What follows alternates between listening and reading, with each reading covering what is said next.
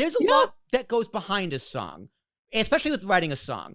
You got the lyrics, you got like the guitar riffs, you got the melody, you got the drum beat, you got the keyboards, whatever else is in there. So when you write a song, when you're practicing to write a song, do you keep all that in mind when you're writing the words? You do the words first and melody and music later?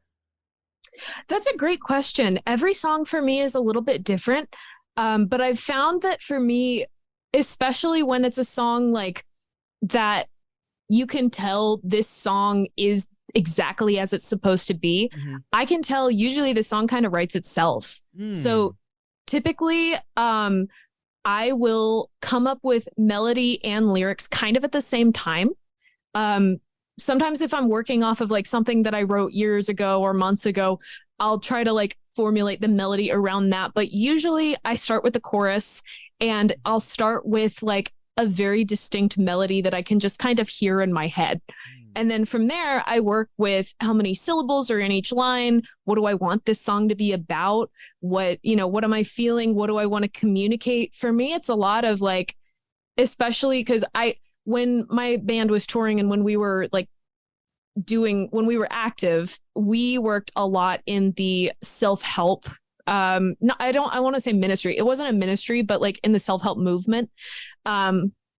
And so everything we wrote about was basically just like conquering your fears, facing your anxieties, facing your depression, battling the things that are keeping you from being the person who you want to be. And so for me, the songs that I'm working on writing right now are all about that message of just like overcoming what you're going through. And that's what I like to communicate is like, how best can I do this in a way that's artistic, that's creative, that's evocative, but also that empowers people. And so when I'm going through and writing the lyrics, I'll usually start with lyrics and melody for the chorus, because the chorus, like, like you said, like with Beverly Hills, it's like, you said that immediately. And I was like, that's where I want to be. Yep. But I don't remember any of the rest of that song. It's just a basic drum beat. Just boom, boom. Yeah. It's probably why we played it. It's probably why we played it. Yeah. Yeah, so I always start with the choruses because, the chorus, that's like the essential message of what you want to communicate. That's what you want to tell people. And so to me, that's the most important part of the song. Yeah, and it's what people remember, right? Like you hear like a dude looks like a lady. We're going to talk about Aerosmith on this podcast. Oh, yeah. Like they're right? It's like it's memorable. It kind of makes sense to start there and work your way out. But then like if you don't play the drums, like you don't know how to write music for drums. And like I'm a drummer, I don't know how to write music for guitar. I just know there's 6 strings and there's different octaves. Like I also play trumpet, so I know music. I could still read sheet music. Nice. So like when you have this song, get the chorus, get the melody, you start writing it, do you hand it off to the drummer and go, make a beat, make it fit? Because the drummer is like the most important aspect of the band member. No respect to the singer or the guitarist or anything, but the drum, it keeps you in beat, keeps you in time. Yeah. So like, honestly, you have to lean on the drummer to kind of like, okay, fill in the gaps here.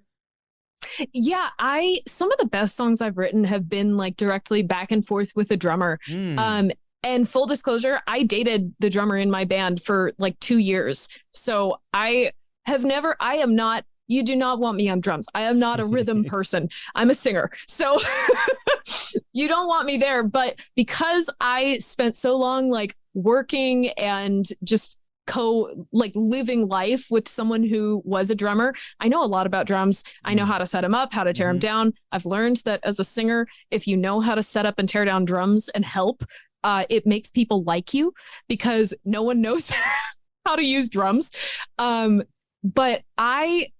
So now the production company that I am working with, it's 2 guys, Jeremy and Brandon Wolf. I work with them on most of the instrumentation for the songs. So typically they will send me an idea. It'll either start with them or with me. And then they handle the drums for me, which is good. I have tried writing for drums. It is usually extremely basic and not good. Yeah. It's like each line gets like a certain part of the drum. Like the top is usually like the hi-hat, or like above that, like a crash, like in an X, the snare drum and this, ta-ta, ti-ti-ta and all that kind of stuff.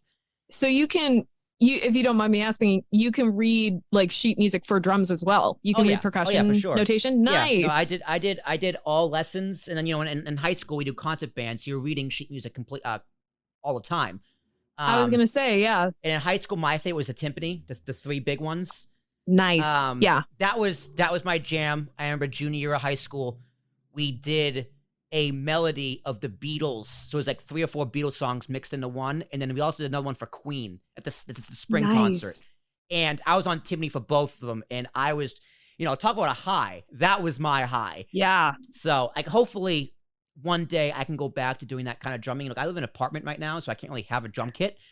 But that's tough. I got my bongos. I got a djembe drum over here, so I still do a little tapping here and there. I still have my sticks, my practice pad.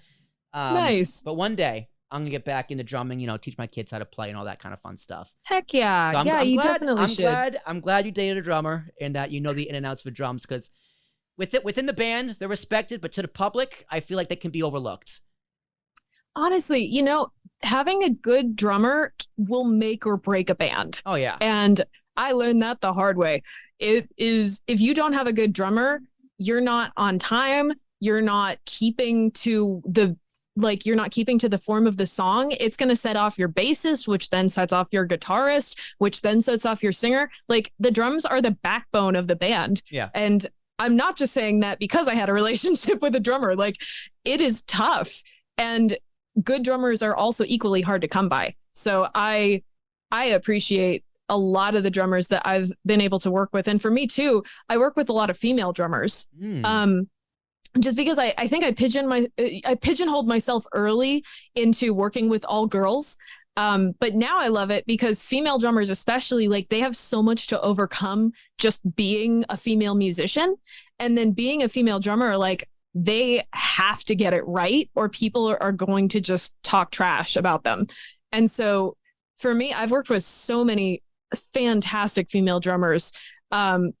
More often than not, female drummers, I think, are going to be quality. And so I work with them primarily. And it's great. I love some of the relationships that I've cultivated with the local drummers in LA.